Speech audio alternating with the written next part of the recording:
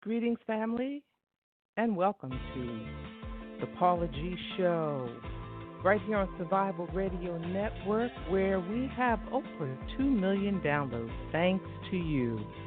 You can stay connected with us by visiting paulagvoice.com. You can join my group page, Paula G Show group page. You can like my business page, Paula G, or my Journey with Paula G, which is my award-winning television show that airs on Thursday mornings at 11:30 a.m. Eastern Standard Time on WATC2, that's TOO.TV.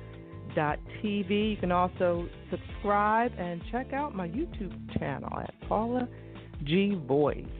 Shouts out to my engineer this evening, Ms. Rosalind Cooper. Thank her so much for all that she does behind the scenes, and also V. Ferg for the opening and closing theme music for the Paula G Show.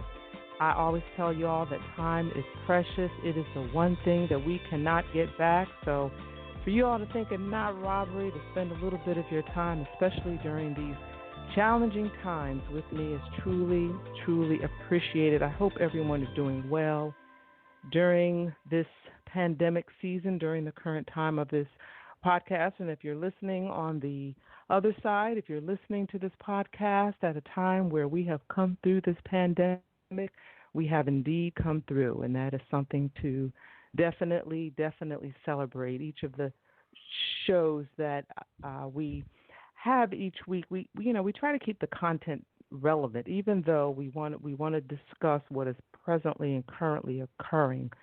We also want it to be relevant because we're having these worldwide conversations, and as we've seen, some of us who may be a little bit more seasoned, as we've seen, in decades past, we're having some of the same conversations. Somebody posted the other day the Marvin Gaye song, "What's Going On," and that song was written and was published during a time where there was a lot of unrest in this country, similar to what we're experiencing now. And yet, decades later, we're still asking, what is going on? I hope and pray that what is going on currently will birth conversations that have already been birthed, but that those conversations will continue to thrive, and those conversations will continue to thrive and move us all toward change. And speaking of change, we've got some changes here at Survival Radio Network. As we have shared in past weeks, Survival Radio Network has been on air, and Survival Radio Christian Network have been on air for almost 10 years. And as of the end of this month, June of 2020, we will be signing off for this particular season. The last 10 years have been a great ride, and we've had a great time. So what we're doing to celebrate, of course, with the COVID-19, we're not able to have a physical celebration as we would like, but we will be celebrating Survival Radio Network, Survival Radio Christian Network as well. If you go to the Survival Radio Network group page or business page, or if you go to Clark Garrison, Clarque, Clark Garrison's page, you will find the information there in regard to how we will be celebrating Survival Radio Network and Survival Radio Christian Network. Also, we encourage you and we invite you to post your pictures, your memories, your videos of your time with Survival Radio Network. Who were your favorite hosts, and what were your favorite shows, things of that nature. So I hope you'll join us with that. The Paula G Show will continue to air Wednesdays, 8:30 p.m. You will be able to go to my group page, and you'll be able to listen to past episodes that have been on for the last 6 years. So we've got a lot of shows that some of you might not have heard, so those will be posted, as well as on Fridays. We will be posting Survival Radio Network live remotes, some of our past live remotes. All right, well, we're going to get right to it today because I have two guests this evening. And these are two men that are just dynamic in their communities, making a difference. They have something to say, and I want to give them a platform and the voice to do so. My first guest this evening is an educator. He's an educator with a gift, and he uses his gifts and his talents in a way that creates an environment of learning for his students. It engages his students to think critically using their artistic eye. He's a photographer, And he has the gift of capturing the most impactful moments, y'all, and just allowing those moments to tell the story. He is here with us this evening. He is Mr. Kevin Parker. Kevin, thank you so much for joining us on the Paula G Show this evening. Well, thank you. Thank you. Can you hear me? Yes, I certainly can. Loud and clear. Okay, Loud good. and clear. Loud and clear. So share with us. I know it has been just insurmountable. It has been overwhelming. But you Yeah. have been out there and you have been in the thick of things. And I want to talk about your photography and your experiences through the lens of your camera. But I first want to hear from Kevin and your perspective of being a black man in this moment. I mean, I know you've been a black man all your life, but just Yeah. being a black man in this moment in time through the lens of Kevin Parker. I always live by Cornel West. He has Mm-hmm. a quote, and he says, I'm not very optimistic, but I'm a prisoner of hope. Mm. So I'm fighting through this with COVID, shutting everything down, and Mm-hmm. it was almost like I felt depression coming on because as an educator, you live for seeing your kids on a regular basis. Yeah. So as that shut everything down and I'm just at home, when this happened, and the first rally, I said, I cannot sit in the house. Yeah. I have to capture this. I have to be out there, show support. They can't stifle what I want to do. Mm-hmm. So this time right now was so critical. And the energy that I'm getting now is that there are so many young people who are out there fighting. Huey P. Newton says the youth always inherit the revolution. Yes. And I'm just loving their energy. I'm loving their organization. And I've just been trying to capture them in a positive light. Mm. Wow.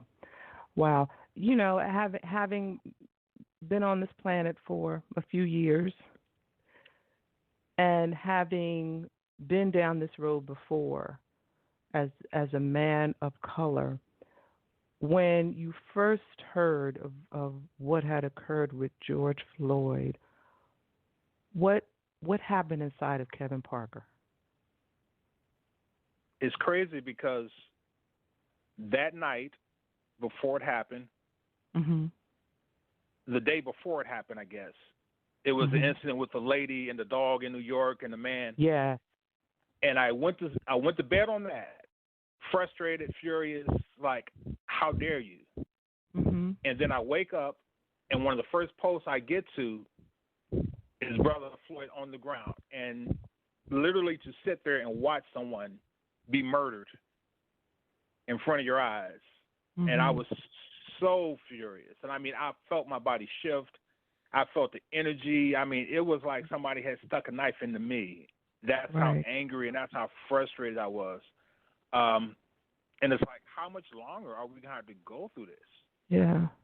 Because I think you know, I believe and it's good, you know, to your point, it's good that so many youth are out there. It's good that it's such a diverse group of people that are out there, that it appears that they're finally listening. They're finally getting it. They're finally understanding the black man's frustration. Because to your point, when you went to sleep on what happened in Central Park, you were upset, you were frustrated about that incident, but also, and correct me if I'm wrong, I'm sure that was on the shoulders of all of those other incidents that you witnessed as a black man, all of those other incidents that you yourself have experienced.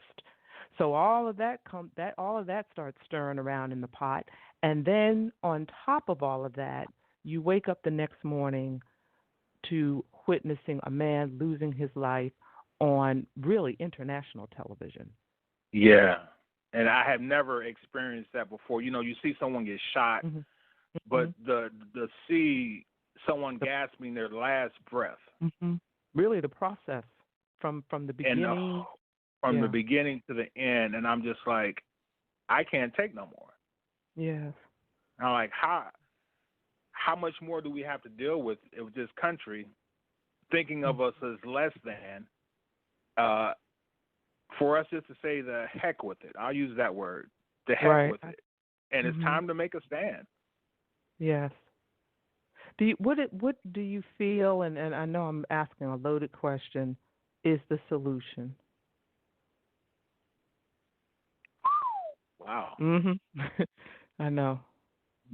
I told one of my youngins the other day, I said, you can't legislate compassion and love. You know, they can change laws. We can make things different as far as legislative, but you're never going to be able to legislate love and compassion. And I see so many people who are angry now, and their bitterness is showing because they don't like the fact that we are actually coming together and making a loud noise.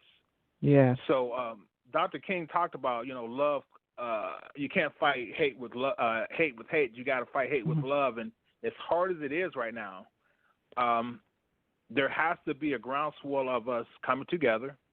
Yes. Being able to support each other and come to. Sometimes you even have to say, something, I might not agree with you, but I understand. And until you can figure the whole thing out, then fine and dandy. But we have to come to a place where liberty and justice for all is not a bad thing. Right. Exactly. Take us behind the lens of your camera and what you captured being out amongst the protesters. Well, the first night, I believe it was a Friday. I saw that they were having a march. I just wanted to go down and be in the atmosphere. Wasn't expecting anything. I just knew that there was going to be a march, and I just wanted to be a part of it. I began to take pictures, capturing the signs, all the energy. It started at Centennial. So I'm just trying to capture some images, hoping that I will see some of my photographer friends out there just so we can talk, get back in the swing of things, because I hadn't seen anybody in so long. Yeah. As we began to walk, I could just feel the energy was just so amazing. And as we made our way to the Capitol, it was twists and turns. And at one point, as you go in front of the where the Atlanta Hawks play, and then you come around that street and you're heading towards Mitchell, I could see across the bridge that were still people. Right. And the line was still at Centennial Park by the time we got all the way almost a mile down the road, and they were still at Centennial Park. Right. And for those of you who are listening outside of the United States, the places that he's referencing are in Atlanta, Georgia. Kevin is in the Atlanta, Georgia area. Yes. Wow. Yeah. So you and for my audience that are listening, if you are listening on the computer, if you're on your phone or what have you, you can go to Kevin's page. It's Kevin L. Parker. Kevin has such a way of capturing. Kevin, I've always said this about you. You have such a way of capturing the moment, and just like your profile indicates, you capture the moment, and the moment tells the story. As I was looking at some of those photos, I was just so moved by some of them because they truly captured. I almost felt like I was there. And that's I always tell my students, anyone can take a picture, but not everyone can create an image. And your goal. Wait, say that again, Kevin. Everyone can take a picture, but not everyone can create an image. Okay. So our goal is when we're taking pictures and they're trying to capture something, I tell them your picture should last forever.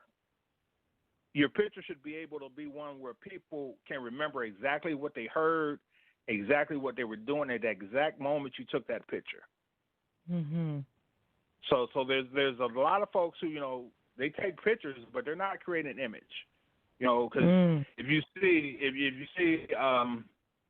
the picture of Dr. King anywhere, you can always remember where he was during the Civil Rights March. When you see the picture of Bernice King on the lap in the church at his funeral, you know exactly what's going on. So those memorable pictures that will always resonate in our spirit, that's what I try and get my students to see.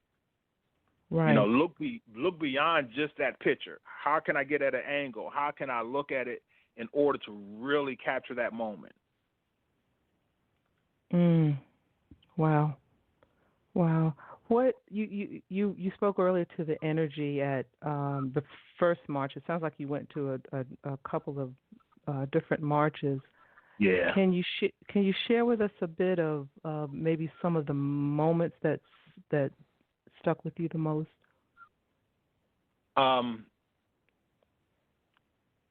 first one, coming around the corner, as we got closer to the Capitol, there was an older gentleman who met us, and he had on some overalls, and he had on a red dress shirt. There was a young white guy who I was laughing with as we were taking pictures. He was a photographer also. And when I saw the elder, I told him, I said, take that picture right there. And he said, the older guy? I said, yeah, take the picture. And I'll tell you why in a second. So he took several pictures of him. And I told the young guy, I said, more than likely he marched with Dr. King because that was their going to jail outfit. They would always wear coveralls and a red shirt. Wow. And the young guy, he just looked at me. He's like, wow, you for real? I was like, yeah. I said, more than likely he had something to do with the Civil Rights Movement because that was their uniform. When they knew they were going to get arrested, they always wore them coveralls and a red shirt. So just that moment, chit-chatting with some of the younger kids as they were taking pictures. There was a moment where when we were on the steps, they were on the steps, and I took a picture, and it's so crowded of people. And the legislators were out there talking, and just it reminded me of a 60s picture. I think Gerald Griggs had the microphone. Yeah.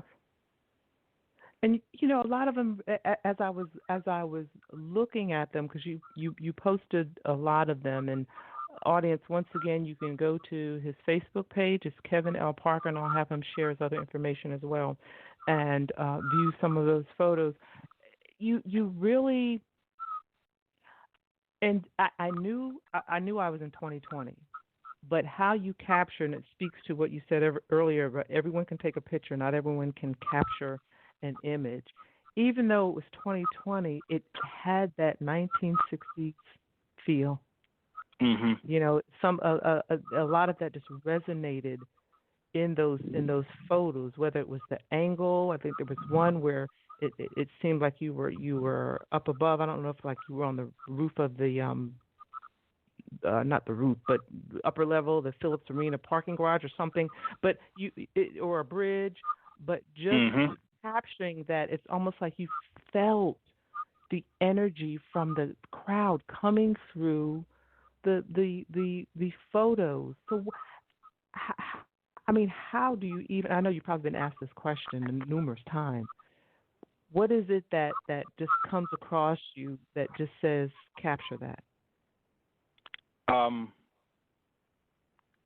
Allowing myself to get caught up in the moment of the event. Like I said, feeling that energy, the vibration. Seeing it because I'm originally artist, painting and all that stuff. So a lot of times I see things as a picture, and as everything is revolving around me, sometimes I'll see sometimes when I edit a picture, I can see the edit before I take the picture. As soon as I take the picture, I'm just like, that has to be in black and white, or that has to be changed a little bit. Just being able to capture the pulse and the vibration of something, that's the key for me. Getting in the spirit of the event if I'm taking pictures at a rally or if I'm taking at a concert, tapping into that artist or that person's energy, because there's always a vibration and there's a rhythm that's going, and it's almost the art of it all. Sometimes you see the people who paint on the spot, and they're listening to something like the gentleman who painted Brother Floyd's picture during the ceremony. Yeah. There's just a cadence, and there's just a rhythm, and just a feel to it as you go. Mm-hmm. So a lot of times I'm just looking, and I see a lot of people are taking pictures, but I'm just looking for that right moment, or I'm scanning the whole time. I'm never standing still, and I always tell my students, keep your camera in shooting position. Don't let your camera lay to the side. Always have your camera in your hand ready, because something's going to happen. Mm-hmm. And you have to be there to capture it. Got to be ready. And capture it. Yeah, and got to be there to capture that moment. You mentioned earlier a bit about, being an educator and your students and not being able to interact with your students. Have you been able to continue to teach a bit virtually? Have you made any of those transitions? I know a lot of the teachers, on some levels, it's been slightly comical because some teachers are more technology savvy than others. Mm-hmm. So, they've been able to make those transitions, but have you been able to still stay connected with them through technology in any way? Yes. While school was still going on, we did a really good job, and some of their work was amazing. I didn't give them anything technical because they were just using their phones, but some of them really took a big interest in their independence of being photographers at home, capturing images. And I just gave them things that connected to why we were out, what was going on. And as you said, I just realized, like, oh, my goodness, today is Wednesday. Right. I was supposed to start. They told me they wanted to start the conference call, our Zoom class again. Although it's summer break, they said, well, we could just hang out and talk about stuff. Yeah. And as you said, I was like, oh, my goodness, today is Wednesday, and I was supposed to start that call, and I'm going to be in trouble. So I got to remember next Wednesday to make sure I'm back in mode. I don't think it's teaching mode. It's just hanging out mode. Yes, yeah. And, it's so interesting in the journey to this whole sheltering in place, just how much of our lives have changed and how our routines have changed. And at least for me, the revelation of how I was embedded in certain routines. Yeah. And doing certain things, but how quickly, and I suppose it's, with everything that has occurred, how quickly those routines had to be shifted and those routines had to be, changed. Mm-hmm. Yeah. So what is your vision moving forward? What is your vision for Kevin Parker, whether it's through photography, through what is occurring now that certain conversations are actually occurring and going on? What is your vision moving forward in a perfect world? It's a whole bunch of things that are going on with me now, kind of, I don't want to say reinventing myself, but I've reconnected to my paint again. So I know that's going to be a show is going to be coming forth real soon with all of my paintings that I've done while I've been here. I think by the time that, I don't think we're going to be done anytime soon, but I would love to put together a book of this moment with all of my images, all of my thoughts that I've written down, poems and reflections, and create a book for it. Because I think Sam Cooke's song, Change is going to come. I think change is coming right now. Yes.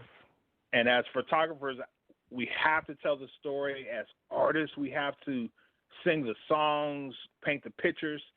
The change is coming. So I think we have to be ready to tell the story. Be in position. Be in position. Absolutely. Yes, because this Yeah. definitely is a historic, just a historic moment. Both here in Atlanta, I'm so with you. That first n- night, that first day, having to be out here because of the energy in Atlanta, Georgia itself. Yeah. Being such a center point for the civil rights movement. That in itself just brought so much, energy and meaning to being out on the streets here, in the Atlanta area. Those first few nights were a little rough with the looters and Yeah. so forth. Um, And that's why when I got home, by the time I was making my way home, my phone was just vibrating and mm, vibrating, and I'm just like, "What's the big deal? What's going on?" I get it when I get in the house, and then I mm, get it home, and it's just like, "Are you okay? Where are you at? What's going on?" And I'm just like, "What are you talking about?" And then I turned right, on the TV, and I and saw they, the mayhem, and I told my sister, I said, "That's not the march that I went to." right, I said, that's not the people that I was laughing and smiling and hmm nodding and excuse me with. I said, that wasn't the crowd that I was with. And at right, that point, I said, I have to make sure I tell this story so people will know that there are people out here are really doing positive things. yes, So that's why I continue to go back. These last 2 days, Monday and Tuesday, I knew it was going to rain. hmm So I knew I couldn't get out then, but I'll resume the rest of the week. But the story has to be told. yes, yes, yeah. And the young people that I've met, I have to tell the story in a way that they get the glory, that people could see that they were the change agents. Yes, yes, because the young people, because I'm into quite a few young people, and Mm-hmm. just hearing from them, being because all of them that were down protesting, I was asking them, check in with me when you get home, text me so I know you're home safely, and they were all saying that somewhere around a certain time the energy shifted Yeah. from what you were the positive, the ones that were out there that were looking for positive change, peaceful protesting. Mm-hmm. Somewhere in the time frame, heading toward the evening, the energy shifted, and every last one of them said they just felt it, and that's when they left. You know, Yeah. um, So that's and a that's couple of my students did the same thing. yeah, and that's something. And that's something. Just a whole different energy came Mm-hmm. over. Is there anything else that you would like to share with our audience before I let you go that you haven't I'm gonna shared? I'm gonna miss the show. Um, Me too. and because I saw it on Clarky's page, and I'm just like, Yeah. oh no, no, Yes. Yes. But what like they say, when God closes one door, another door opens, and has to be. we may see Survival Radio Network rebirth down the road in a different in a different platform. So we'll see. But until then, thank you, and I appreciate you because you've been on this journey. I believe you were on the show in the early days, and I think you've been a guest of Clark's, and you've been at some of our events, and you've captured, our Mm-hmm. events include, other events, and I appreciate you coming on. I appreciate you sharing your perspective as a black man in America, and also as a photographer, and Well, sharing thank you for having me. for those lenses. Share with the audience your website, social media, all of those things as to how they can stay connected. Okay, well, you definitely gave the one Kevin L. Parker on Facebook, Yes. but I'm also on Instagram. It's Creative Images, and I'll spell it out. Yes. CRE, the number 8, TIV _ images, IMAGES. Okay, that's CREA, the number 8. No A on TI. it. CRE, Right. the number 8. Oh, gotcha. All right. Yeah. CRE 8 Mhm. TIV Yep. _images. Okay. Yes. All right. So you all make sure you check out his photos. Those of you who may be outside of the Atlanta area, especially my audience overseas, check out his Facebook page as well. He just really captures the moment and just the beauty and the energy and the hope of what we're seeing and the change that we pray will occur. I appreciate you, my brother, and hopefully All right, I shall thank see you. you soon. Definitely will. All right, ladies, Definitely will. ladies and gentlemen, Mr. Kevin L. Parker, just a dynamic photographer. I've known him for a few years, and when I say he is able to capture the moment in photos and allowing those moments to tell the story, he truly is able to do so. So we thank him so much for sharing. And we are journeying this evening, as I shared with y'all, are two dynamic gentlemen who are really powerhouses in their respective communities, and they are making a difference in their respective communities, and they each have something to say this evening. And this evening, we're about to hear from my second guest, and I hope I get this right because I was getting tongue tied on this one. He is the Advisory Neighborhood Commissioner, ANC 6D07, the Capitol Riverfront Navy Yard in the Washington, D.C. area. He has been with the Paula G Show. For those of you who have been with me for a minute, he was a guest maybe a few years back. He was gracious enough to join us this evening. He's a busy man, so we really appreciate him. Ladies and gentlemen, please welcome Mr. Edward Daniels. How are you, sir? I'm great, Paula. How are you? Great to hear your voice. Likewise. Well, things have changed just a little bit since the last time. I know. I was just looking before now. I said, let me check when I last had a conversation with Paula. I think that was a couple of years back. And it's just, or more, and how things have changed. Life is just always throwing something at us, it seems. And but I'm glad to be here with you during this time that we're all progressing through right now. Yes. Now, before the last time you were with us, it was before you actually won the office that you were running for. So just bring us up to speed a little bit and tell us. Yeah, and thank you. So before when I last chatted with you, I was running for ANC Commissioner, which is every neighborhood in D.C. has a representative that represents the residents of that particular neighborhood. So after the 2016 election, I thought, okay, I need to actually step up and do something as opposed to sitting and pointing fingers at, who's not doing what and, who's, the they in the community. I wanted to be a part of the they and actually have a seat at the table. So I ran for commissioner and I won my district here with a nice more 2-1, I guess, so more votes than either of my opponents combined. So it was a successful campaign, and things have been great. It's been very busy. I'm in one of the busiest neighborhoods in D.C. Lots of growth and development, and soon to be the most densely populated neighborhood in D.C. as well. Wow, and what is that a result of? Soon to be the most densely. Oh, well, so a result of actually the city finally building up the waterfront area of D.C. D.C. has never really, some of the land was federally owned, some was district owned. They finally decided to actually build out the neighborhood.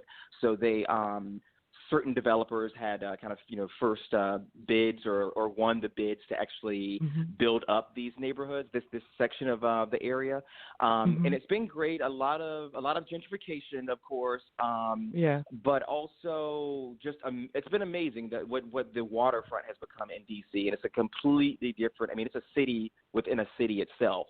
The commissioners were supposed to represent about 2,000 to 3,000 residents each, and I'm pretty sure myself and my colleague who represents part of the neighborhood, we're each, up to 5,000 or 6,000 and upwards of probably 10,000 once this next census goes through of residents that we represent. Wow, that's huge. That's huge. So what are some? Go ahead. I'm sorry. Oh no, go ahead. No, go ahead.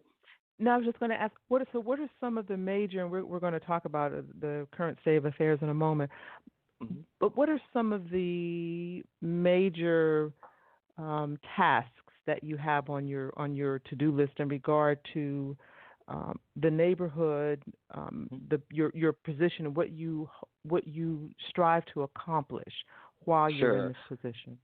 Sure. And this, I should also say, is one of the most, basic, lower levels of local government in D.C., the A&C commissioners. My goal and what I ran on was just to help be a voice for residents and to help solve, completely to solve some of the smallest issues, meaning there are transportation issues that we're still dealing with where we have crosswalks that aren't properly striped or signage that doesn't make sense or isn't even up. Affordable housing, making sure that any of the new properties that are being built, because there are tons of them, are offering a minimum of 20% affordable units, because D.C., no surprise, is a very, very expensive city to live in. So with these new neighborhoods and the gentrification that's happening, I want to make sure that the residents who actually were here and were responsible for building parts of the neighborhood that were already here aren't immediately pushed out as these buildings go up and the retail come in that most of them honestly cannot afford. I want to make sure that the neighborhood remains affordable, remains mixed income, remains diverse. So affordable housing is one of my big issues. Safety, of course, is always an issue. And I wanted to make sure that I could be a resource. I've always been resourceful in my life, and I enjoy being a resource for other people and pointing them in the right direction. So I kind of am serving as that guy, and I really enjoy it. It's a lot of work because there's sometimes when some of the issues that come my way are very legit concerns, and then some things come my way, and I have to reread the email and think, well, you really reached out about this, or is it a joke, or is it but yeah, just being a resource and trying to be a problem solver. I really wanted to tackle some of the most basic issues that residents have complained about for years and find a solution, not just to put it on a desk or on a list where it sits. My goal was to find solutions. It's been challenging, I can tell you that, as an entrepreneur and working for myself for years. Stepping into this role has been so eye-opening. It's a completely different world, how things happen in government, even at this most basic level. It's a whole different world, I can tell you that. Wow. And like in what way? Like what are a couple of things that were really Yeah, let me tell you. So I can say just how I used to say, I hate to say this, or I hate to point out the issues, but now we're at a point where issues have to be brought to the front line and put out there. So accountability. I have so many challenges with people that are in positions, and I've said this many times. People are in certain positions of power, and I have no idea how they got there or why they are there, what their motive is, because it seems that there are some of the most basic things that sit on their desk and have been sitting for years. And residents reach out to me with certain problems, and they'll say, oh yeah, that was 5 years ago. We brought this up 5 years ago. We brought this up 7 years ago. And me as an entrepreneur, when you're working for yourself, and I think other entrepreneurs can relate, if you drop the ball, you are hurting yourself. You're running, you're the head of every department as a small business owner usually. So there's no time to waste. There's no time to drop the ball because you're only hurting yourself. And I feel like in government, there's so many people in the kitchen, per se, that it just slows everything down, because the simplest of tasks can go from John's desk to Jane's desk to Bill's desk, and it's just there's never an end to, the simplest of tasks. And then, as a new commissioner, I step up and say, hey, this is a problem. And then it goes back to, let's backtrack and figure out the origin of this and the emails that were sent years ago. So it's just a completely different world that is honestly frustrating at times, because I really like to just get things done and cross things off of my list. But when you're working with so many other people and agencies, it just becomes this nightmare of bureaucracy. And I've had to be very honest and direct and transparent lately with certain people and certain people, just to say, hey, I really feel like, you're the stop point here. You're the one that's, you're the problem. Could push a button and make it happen today, but you're not. Yeah. Please explain why you aren't doing that, Right. Holding accountability. And, what you've just shared, as I've been listening to you, I'm thinking in my head that this really is such a powerful example of the importance of the what we consider the smaller elections. A lot of times we overlook those. They're not smaller. The local elections. We're so focused on the presidential election, and we should be. Don't get me wrong, audience. We should be. However, the things that Edward is speaking to, and how he's in a position he's trying to make a change, and there are other individuals that are in positions of power that are just kind of pushing these things aside. This speaks to the importance of the local elections and making sure we get the right people in the right position. It's so interesting. You were talking about all of the smaller issues in the neighborhoods, the housing, the signage, the crosswalks, and so forth. And I can recall there's a certain community here in the Atlanta area, and the signage is such that if you know the area, then you know which way to go, regardless of what the sign says or doesn't say, or where it is or isn't. Can you relate to what I'm saying? And if you have no clue, and the GPS sometimes can't help you, if you have no clue, you will wind up in the wrong section, which sometimes is not. So again, and the whole street lights thing, and all of those things. I think people often forget about the importance of the local election. So I'm glad you shared, and you were very, very specific there on some of those, factors and some of those, some of those items. So what have you had any? What have been some moments maybe that have kind of made you laugh a little bit?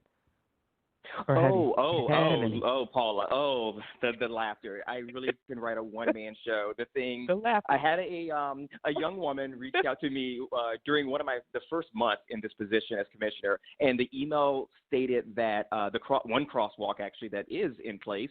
She said, "Hey, the crosswalk was very wet, was very, very slippery this morning." So the email came in around 8 a.m., 9 a.m., and I'm just getting to my desk, and the crosswalk is slippery. Do you know what happened?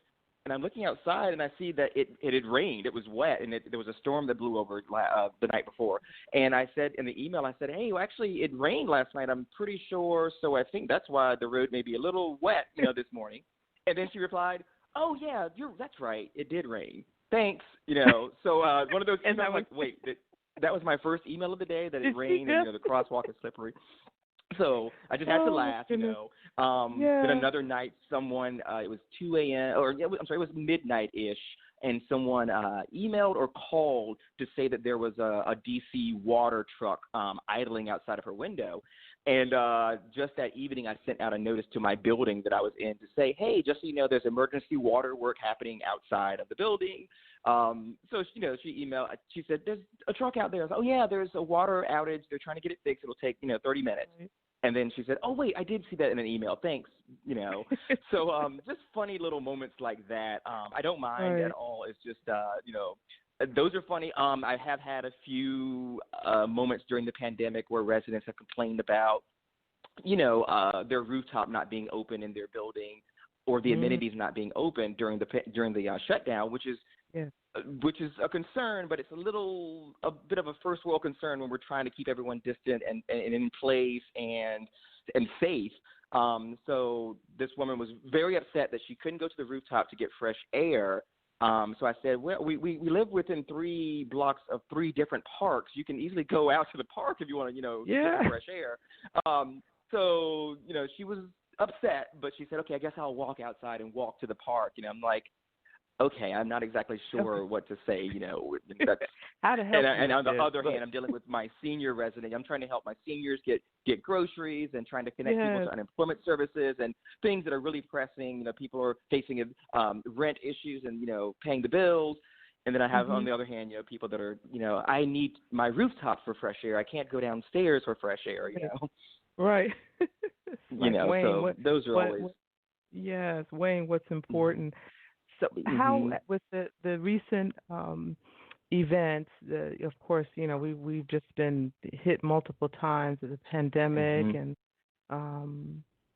Ahmaud Arbery, and most recently George Floyd.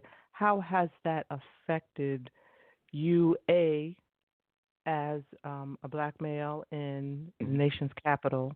Well, let's start with that first. Yeah, definitely. And so many things going through my mind. I'm still trying to figure out the best way to articulate my thoughts, my experiences. Yeah. The Ahmaud Arbery situation, when I first heard on the news what happened and saw the video, that's what got me was the video, just seeing the video of what happened. I've seen so many videos over the years, and I'm always thinking to myself, okay, let me understand the entire story, what happened before the audience is tuning into this video, what led up to this, what's this complete story. I was just very troubled by that, just watching this and hearing that he was out for a run. I run throughout my neighborhood, and I'm a black male living in D.C. So I thought, wait, something's not right here. And been seeing that footage, first of all, got me. When I heard from the men who shot him, when they said, oh, we were trying to make a citizen's arrest, and he looked like this guy on camera, that's what got me, because it was clearly from their mouth what happened, and they were admitting, oh, yeah, we did this because we thought X. We thought. So I thought, whoa, okay, that's extreme. Okay, you thought that he looked like someone that you saw. He resembled. You're not confirming that it was him. We haven't confirmed that, but you're going to go out and make a citizen arrest and end up shooting this young man. And my nephew is 26 now, and I just thought, wow, that could have been my nephew. It really hit home. There have been so many so many other things that have happened in the past with all of our other community members that have unfortunately been victims of police brutality. Sandra Bland, even the Rodney King incident. There's so many things I've lived through where I was observing and I didn't say anything. I'm thinking, wait, okay, that happened. Why did that happen? Lately, especially in the middle of this pandemic, the Ahmaud Arbery incident, it just hit home. And for some reason I thought, okay, we're in the middle of this, and we're still dealing with this. Like, why this has happened again? This has happened again. Compounded. It just hit me, and I just didn't know what to think. And it's just I tried to think to myself, okay, why is this happening? Why is it out of hate? Is it out of someone else's experiences with the black community? Is it where is it coming from? It's just are people that ignorant to just assume that every black person that is out running has just committed a crime, that's the reason they're running? And then I look at my skin. I say, okay, I'm black. I could easily walk out my door, and that could happen to me. That's a problem. That's a huge problem. So the past few weeks, I've responded more to what's happening in ways that I haven't before, because honestly, I'll tell you, I didn't have, until a few years ago, I had never had any interactions with the police like that, like any of these incidents that have happened. I never had any. So I was always a little distant, and I could not relate. I'm thinking, wait, I don't understand what's going on.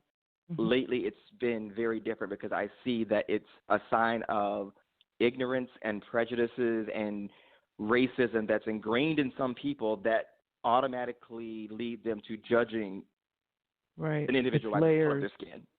And it's just there, and it's an instant response of bad. They see you and they think bad. So it's just lately really started to hit home in a completely different way for some reason, and it's just troubling. Yeah, and you said earlier, and I appreciate your transparency in saying that it's to articulate. There have been many that have voiced. There are a lot of emotions, and so there's a lot of opinions and perspectives and so forth. And there are some that have been slow to respond. And I recall seeing one of the, I think it was Bishop T.D. Jakes, but I could be wrong. I heard him the other day, saying people are asking him to speak out and speak out and speak out. And he said, I was having trouble processing what was going on, much less having to articulate, how it was making me feel and my perspective and all of these things, just attempting to even process. And I hear you with that, because I, even for myself as a black female, still struggling to articulate in the process of having this platform and wanting to give particularly black men, an opportunity to share, if they desire, but also just being able to articulate it. And I think because of, like you said, the layers, based on our experiences and how we come to the table, and seeing from beginning to end how these men lost their lives, that in itself is shocking. And I was it is, and I was reading. I've been following. So many people. Everyone's getting their thoughts out, which is great. A lot of people are speaking up and saying what's on their mind, which is just great. I think it's a good thing to have healthy conversation and to progress and to have an end. And have a goal in mind. Okay, we're having a discussion. What's the goal? Where are we going with the discussion? So the other day, someone said something along the lines of just trying to articulate, just thinking and understanding and comprehending all that's happening. And I really just feel that it took a while. I mean, I have friends that are reaching out to say, "Hey, are you okay? Is everything all right? I've never talked about race before with you, and I'm sorry." And before I could respond, I mean, I just have to think, okay, well, wait, but I just don't know how to respond sometimes, because there's certain friends of mine where we just naturally don't talk about race. I mean, most of my friends know that I rarely bring up race as an issue, because I've always been of the mindset, yes, I'm a black male.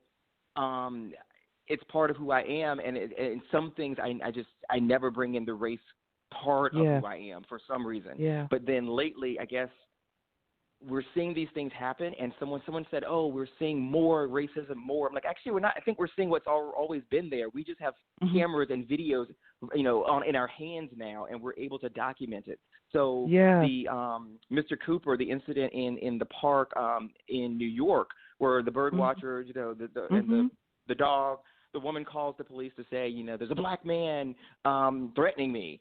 And that was another incident that really got me, because I thought, I have a dog, and that could be me as well. A lot of these situations has just been like, wait, remember, you are black. This could be you at any moment, because for some reason there's this ignorance within some people that they see you and they see you as a threat.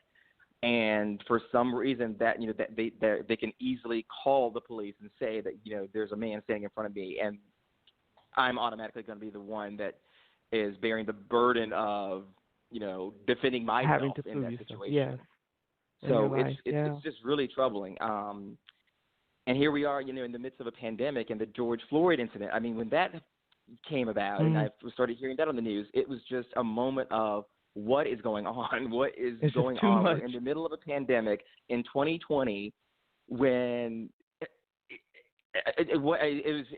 again, just a loss for words as to how to explain, what's going on here. Listening to his family, watching all of the services over the past few days have just been a lot to take in, but also inspiring, because I've seen only this type of gathering and this type of global response, honestly, 2012, 2016, 2008, 2012. Barack Obama's election night and inauguration. Those were the moments that I saw the world to really stand up, coming together. And I talked about this in a Facebook post where everyone was so happy, so just the love, being in D.C. with 1 million people coming to town, and such love, just such love. So I associate a world response, a global response, a national response with just happy things, or let's, we're coming together for this reason. So the past 2 months of all of these police brutality incidents, I'm just like, wait, okay, this can't happen. But I'm also so inspired by the number of people that are showing up and that are suddenly speaking up and voicing their thoughts. So I'm eternally optimistic as well, and I just really believe that this is I just feel something different right now than I've ever felt with this movement that's happening. It definitely is a shift, and the beauty that thus far is coming out of it is the global support. People are in the streets around the world saying enough is enough. So my prayer is that energy will continue, and it will continue, and that we will continue to unite in order to bring change. And, my guest previously said, we can change legislation, you can change laws, but you can't change people's hearts. So, we the prayer is that this movement will begin to change hearts, or at least will begin to change perspectives of others who, like you said, may have looked at people of color, in a negative light. That it may take those blinders off, and that they will begin to see people of color, and we'll begin to see each other in a new, through a new lens, such that we can continue these conversations and come together. And I have to say this before we've only got a couple minutes. I want to make sure you share your information.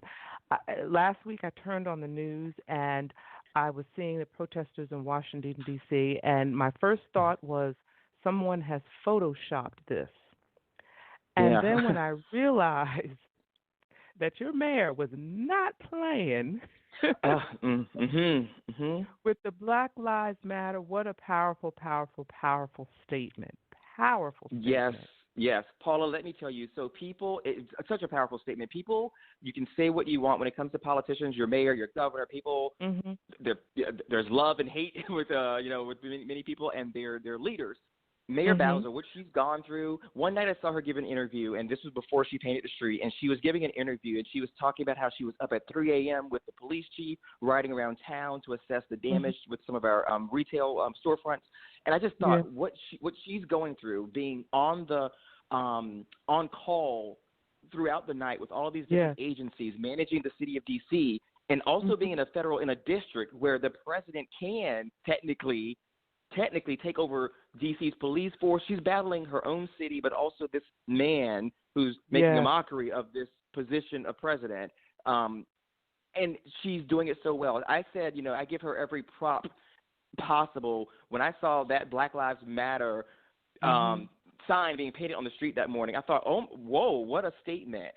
I give her every prop for doing that. And then, I have nothing but good things to say about how she's handled the protests and all of the things that are happening right now. In addition to handling COVID, she has put in so many resident-friendly provisions in bills that have gone through over the past few weeks when it comes to tenant rent protection and mortgage protection and kind of freezing everything just to ensure that residents can get through this safely. I really have to give her and her team just kudos. And it's great being here. I just seeing the people in this town, the diversity in these groups that have been coming through, and the murals that are going up. It's really something to see. I can tell you, I haven't seen this energy and felt this energy. I hate where it's coming from, the origin of where this is coming from. But I haven't seen this since, again, the inauguration of Barack Obama, those first 2 years being here, and then also the Women's March. That energy, and I just hope that we can keep it going as the protests start to die down. I just hope that we can keep the conversation going, and people are using this energy to organize and to continue the conversation. Yes, indeed, and we're going to speak that into existence, and like you said, continue the conversation and do what we can to encourage that. Please share with the audience your social media, how they can connect with you to see what it is that you're doing, especially those who are listening in the Washington, D.C. area. Sure. So my website is edwarddaniels.com. Again, edwarddaniels.com. All of my social media handles are there. I'm on Facebook, Twitter, Instagram.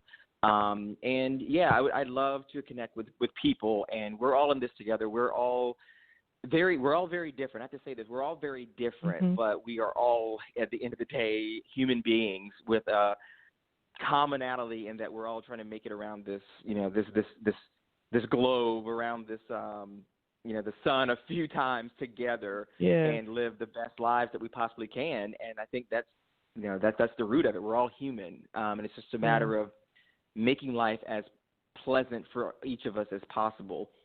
And I'm optimistic. I'm really feeling something right now that's just different. I mean, all that's going on, I just feel like this energy is finally rolling things in the right direction. Indeed, it is, and we're gonna continue to do what we can to support that. Edward, thank you so much for joining us. I know you are incredibly busy during this time, so for you to think it not robbery to carve out some time to share with us, it really is truly appreciated. I thank you so much, and I will continue to follow you and continue to support your journey. So thank you so much for joining us. Thank you, Paul. I'll do the same. You stay safe and healthy down there. Thank you. You're welcome. Good night. Good night. Good night. Well, all right, ladies and gentlemen, wow. Well, y'all share this episode, please. Make sure you share this. Go back and listen to it. Just two great conversations from two great men who are making a difference in their respective communities in spite of everything that is going on, still remaining hopeful and using what it is that they have been gifted with to make a difference in their respective communities. So, again, share this episode. Please make sure you go back and listen. I know I'm going to go back. I was sitting here taking some notes from both of them because both of them made some really, really powerful statements. Well, our time has come to a close. We're a little bit over, but thank you all so much for joining us. Make sure you check out My Journey with Paula G on Thursdays, 11:30 a.m. Eastern Standard Time, www.watc2too.tv here in the Atlanta, Georgia area. You can check out my website at paulagvoice.com and also YouTube channel. I'm starting to build that up as we're making some transitions and different playlists and so forth. So I'm in the process of doing that. Paula G Voice, YouTube. You can email me, Paula at paulagvoice.com as well. Next week, I've got two great guests next week. One of my guests next week is the very first guest we had here on the Paula G Show. She joins us, Danae Badio McCrae. She will be here next week with us. And also my first engineer, who had been riding shotgun with me for, the first 5 years or so, Mike Barnes. He's going to be my guest as well next week. So you all make sure you join us next week. Next week's going to be kind of a full circle moment for us as well as we here at Survival Radio Network and Survival Radio Christian Network say goodbye after being on air for 10 years. You all have a great week. Be safe. Wash your hands, cover your mouth, put your mask on. Y'all know what to do. All right. Take care of yourself. Much love. Until next time, embrace the journey.